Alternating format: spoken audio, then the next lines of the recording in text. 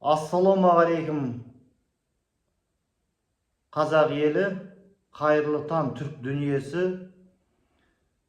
Бүгін қасиетті Рамазан айының бірінші күні.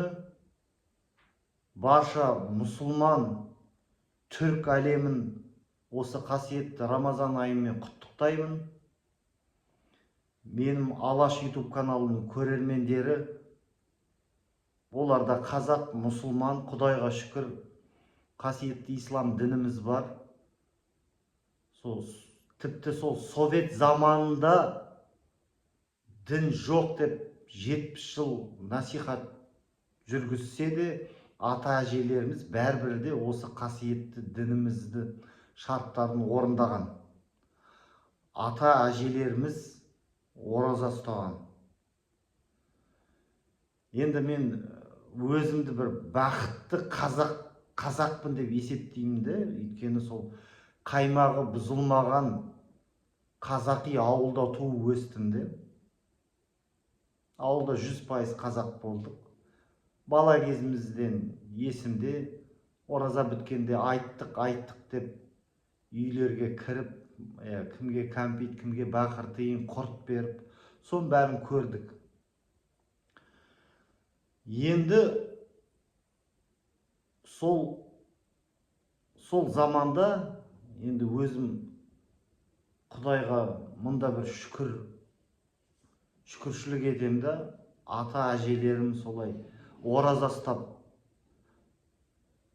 жүргенде ауылдарда. Соны көріп өстік біз.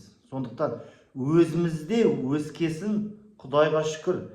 Енді 91 жылы егемендік алғасын, енді мемлекеттік деңгейде деп айтсам болады, рұқсат етілді. Біз жас кезімізде де осы ораза ұстау бастадық. Енді құрметті көрермендер, мен ойлаймын, мені қарайтын қазақтар, қазақ тілді қазақтар да бәрі ораза ұстайды деп үміттенемін. Бәріңізді осы Рамазан айының бірінші күнімен құттықтаймын. Мені қарайтын қазақ тілді қазақтар, осы Алаш YouTube каналының көрермендері. Сондықтан өте керемет. Осы Түркияда менің 4-ші оразам.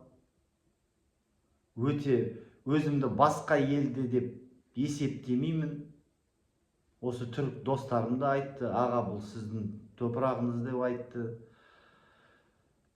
Кейбіреулер айтты, енді жолдасың ба, немесе сапардасың, ораза ұстамасам болады, жағдайың қиын. Жоқ. Құдайға шүкір. Құдай осындай денсаулық бергесін. Денсаулық бар.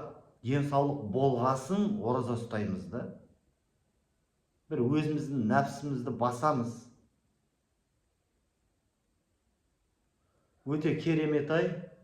Құрметті көрермендер, қазақтар, Рамазан айы құтты болсын. Ұстаған оразаларыңызды жаратушы Аллах тағала қабыл етсін. Түркиядан сәлем, саяси диссидент, ұлтшыл Қуат Ахмет.